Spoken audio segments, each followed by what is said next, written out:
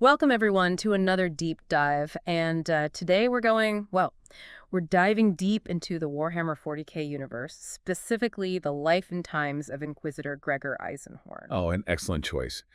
Eisenhorn's story, I think it really gets to the heart of what makes Warhammer 40K so compelling. Absolutely. I mean, we've got excerpts here from several different sources, novels, short stories, and even some background codex entries, all painting a picture of this really complex and honestly kind of tragic figure. Yeah, and it's not just about what happened to him, but it's also about the choices he makes along the way, how he changes. Right. I mean, imagine starting your life like you're just a kid and boom, you're taken from your home by those massive black ships, the ones that the Imperium uses to scour the galaxy for recruits. Talk about a traumatic childhood, right? And then to be trained from basically that moment on to be an Inquisitor, Yeah. a warrior dedicated to rooting out heresy and Xenos threats. Yeah, no pressure or anything. But Eisenhorn, he thrives in that environment. He rises through the ranks incredibly fast. And get this, he becomes a full Inquisitor at just 24 years old. That's practically unheard of. That's got to take some serious talent and a whole lot of ambition, too, I'd say. Oh, definitely. And in those early days, he's like the textbook Inquisitor, completely dedicated to the Imperium's dogma, racking up victory after victory against heretics and aliens. But things begin to change with the case of Murden Iclone. He was a mass murderer. Oh, yeah, I remember that case. iClone specifically targeted Psychers. Pretty brutal stuff. Yeah, it was. And it's during this investigation that Eisenhorn really starts to assemble his retinue, the group of trusted allies who, they stick with him through thick and thin. Right, like Godwin Fishig, that former arbitrator, always had a sharp wit, that one. Mm-hmm. And of course, Elizabeth Bacon, with that unique ability to nullify Psyker powers. Such a vital asset in a universe just overflowing with warp shenanigans. But this iClone case, it also brings Eisenhorn into contact with something far more sinister. Ah, yes, the Pontius device. Okay, for those who don't know, this device contained, essentially the brain engrams of a chaos sorcerer named Pontius Glaw. Think of it like a digitized copy of Glaw's consciousness, his memories, personality, everything, and in the hands of, someone with his knowledge of chaos.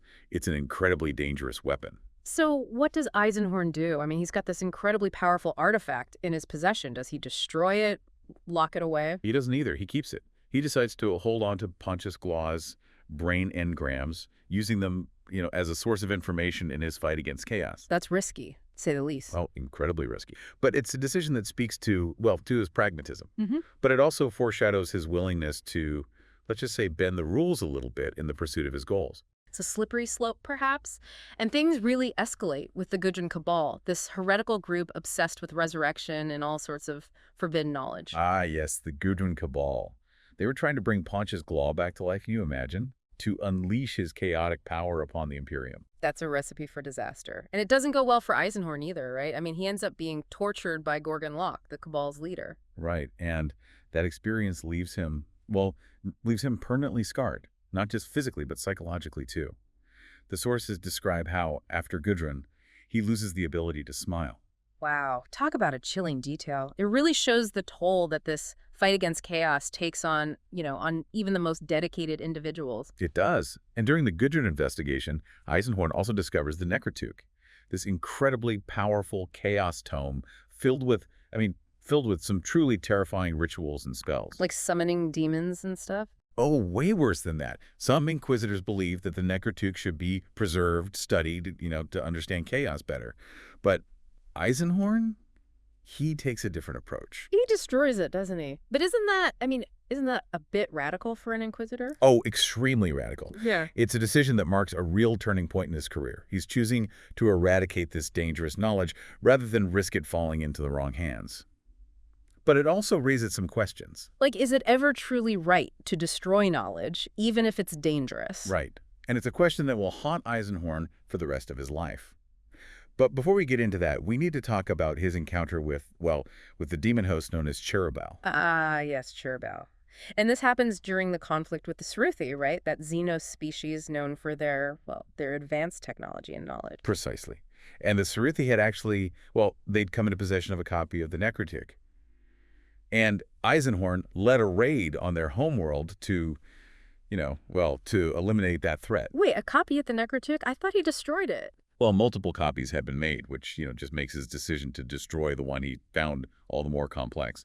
But anyway, it's during this conflict that he first encounters Cherubale, a being of pure warp energy bound to a mortal host. Okay, hold on. What exactly is a demon host? I mean, is it like an evil genie in a bottle or something? Kind of. Imagine a weapon that can tear through reality itself, unleashing the raw power of the warp, but one that's incredibly dangerous and unpredictable. That sounds terrifying. And Eisenhorn wants to use this thing. He sees the potential, the raw power that a demon host could bring to his fight against chaos. That's a pretty big gamble, isn't it? Oh, absolutely. It's a pact with the very forces he's sworn to destroy. Yeah. But as we'll see, this is just the beginning. Now, Eisenhorn's journey is going to get a lot darker, a lot more complicated. And the choices he makes, well, they're going to have some pretty devastating consequences. I'm definitely intrigued and a little scared to see what happens next. Eisenhorn, well, with him acquiring a demon host. And I'm still trying to wrap my head around that. I mean, talk about a moral dilemma, right? It's a big one. And from this point onward, I think we really start to see the consequences of his earlier choices, those compromises he made. Right. And the Sandmeter incident, the one where he loses his hand, that plays a big part in all of this, doesn't it? It does. It might seem like a standalone event, but it's actually, well, it's crucial to understanding Eisenhorn's journey. Okay, remind me about Sandmeter. It's been a bit since I went through those excerpts. So Eisenhorn is investigating a series of, well, they were pretty gruesome ritual murders. And at first, everyone thinks it's the work of a chaos cult, right? Makes sense. I mean, that's usually the culprit in these kinds of stories. But as Eisenhorn digs deeper, he uncovers a much more tragic truth. It's not a demonic conspiracy, but, it's a group of ex-soldiers driven to madness by their experiences in the Imperium's endless wars. So it's the human cost of war, the psychological toll that it takes. Exactly. And it's during the ensuing firefight that Eisenhorn loses his hand. And here's where it gets interesting. He could have chosen a bionic replacement, something from the Adeptus Mechanicus, all shiny and chrome. Yeah, I mean, wouldn't a bionic hand be more advanced, more functional? In a lot of ways, yes. Mm-hmm. But Eisenhorn, he chooses a vat-grown hand instead. Really? Why? It's a matter of principle. A vat-grown hand, mm-hmm. while less technologically sophisticated, it feels more natural.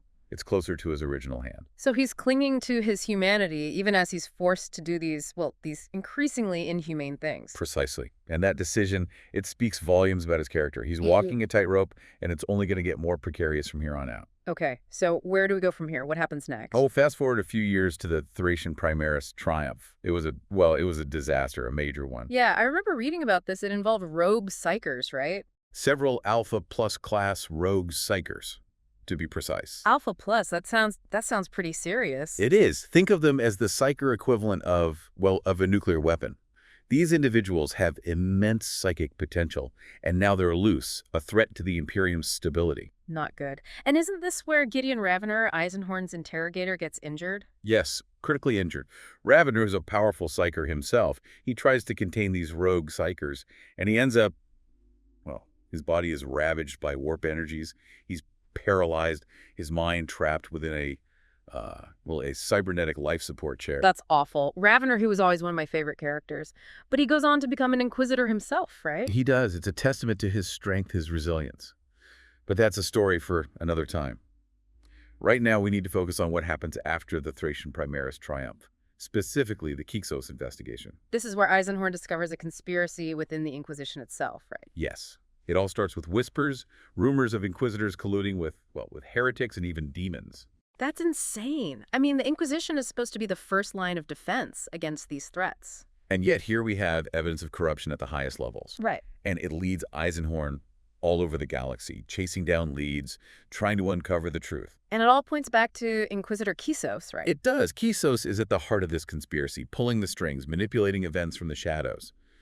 And when Eisenhorn tries to expose him, let's just say the Inquisition doesn't take kindly to accusations of heresy from one of their own. So they turn on him. The very institution he's dedicated his life to serving brands him a heretic. It's a brutal betrayal. And Eisenhorn is forced to go rogue, operating outside the law, relying on a network of, let's just say, questionable allies. Like who? Well, he seeks refuge with Magos Bira, a tech priest from the Adeptus Mechanicus. The Adeptus Mechanicus, those are the guys who worship machines, right? They have a unique perspective on technology, let's say. But Bure, he's brilliant, eccentric, and he provides Eisenhorn with access to, well, to some pretty forbidden technology. So he's gearing up for a fight against his own people. He's preparing to survive. Remember Pontius Glaw, that chaos sorcerer whose brain engrams Eisenhorn has been keeping? Well, Glaw has been whispering to him all this time, manipulating him, pushing him towards this very outcome. That's messed up. So he's being played by a disembodied heretic while also being hunted by the Inquisition. That's Eisenhorn's life in a nutshell.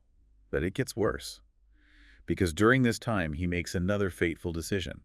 He decides to consult with Pontius Glaw directly. He's talking to the chaos sorcerer. Isn't that incredibly dangerous? Oh, incredibly. But Eisenhorn is desperate. He needs knowledge, he needs power, and he's willing to risk everything to get it. But that decision, that consultation with Glaw, it's going to have some serious repercussions. I'm getting a bad feeling about this. You should. Because things are about to get a whole lot darker for Gregor Eisenhorn. He's consulting with a chaos sorcerer. He's been declared a heretic by the Inquisition, and he's carrying around a demon host. Talk about a recipe for disaster. It's a recipe for disaster, all right. And the bill is about to come due. Remember that confrontation with Inquisitor Kisos? The one that forced Eisenhorn to go rogue? Yeah. Well, it's during that fight that Eisenhorn comes into possession of the Malus Codicium. The Malus Codicium, that sounds ominous. What is it? Some kind of chaos encyclopedia? It's a grimoire, a book of, well, let's just say it's full of dark rituals and forbidden knowledge. Even more powerful, even more dangerous than the Necrotuk we talked about earlier. Okay, that's saying something. And he keeps it. He does. He's desperate, remember. He needs every advantage he can get if he's going to survive. He's going to defeat Kisos and the forces arrayed against him. But the Malus Codicium, it's not a tool you can wield without consequence. It twists you, changes you, makes you question everything you thought you knew. It's like staring into the abyss, right? And the abyss stares back. Exactly. And Eisenhorn has been staring into that abyss for a long time now. He eventually confronts Kisos, and it's a battle, it's a battle for the ages. Does he win? He does. But the victory is, it's a hollow one. He's lost so much along the way. Friends, allies, his own sense of morality. And it's around this time that he finally gets his revenge on Fade Thuring, right? The one who murdered his friend Midas Bittencourt. Yes. He tracks Thuring down, and, he unleashes his full fury. He uses everything at his disposal, the Malus Codicium, to reveal the Daemon host. He gets his revenge, but at a terrible cost. The excerpts mention that several of his associates, people who were loyal to him, die during this whole thing. Elizabeth Bitcan, his pilot, she ends up in a coma, and even his ship is destroyed. That's a lot to bear. It is, and it really highlights the corrosive nature of revenge, how it can consume you, destroy everything you hold dear. But perhaps the most disturbing aspect of this whole affair is the sacrifice of Inquisitor Bastian Vervoek. Vervoek, he was that young, idealistic inquisitor, right? Yes. And Eisenhorn, he manipulates him, uses him as a vessel for Chiravel. He sacrifices him to the Daemon host. That's cold. It's a betrayal of everything Vervoek stood for, and it shows just how far Eisenhorn has fallen.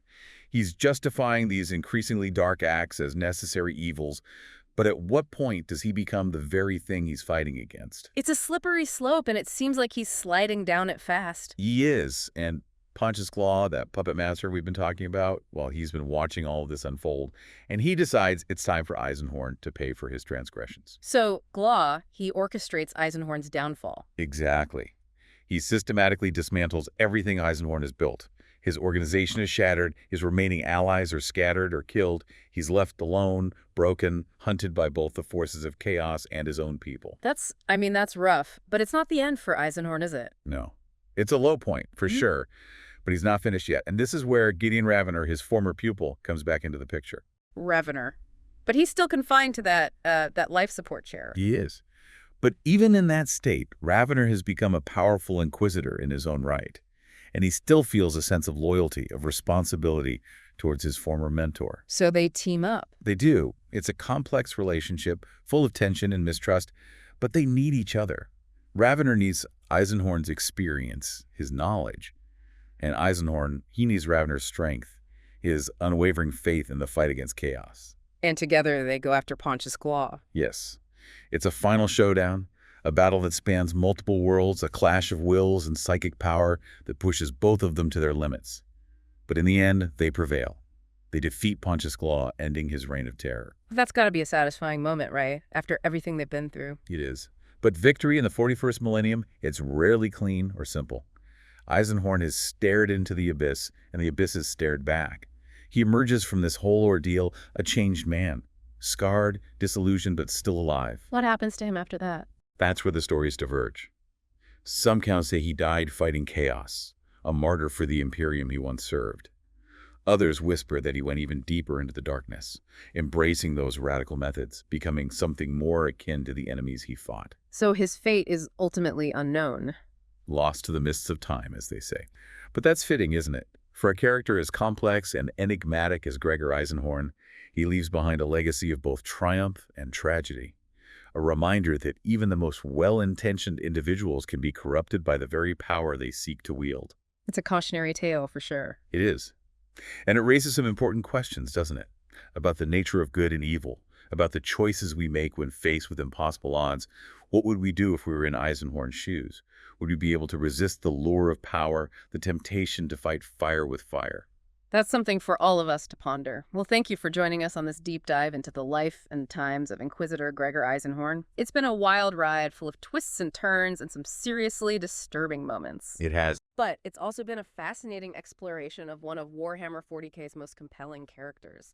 Until next time, remember, the grim darkness of the 41st millennium is always lurking. Be vigilant, stay informed, and keep those bolters loaded.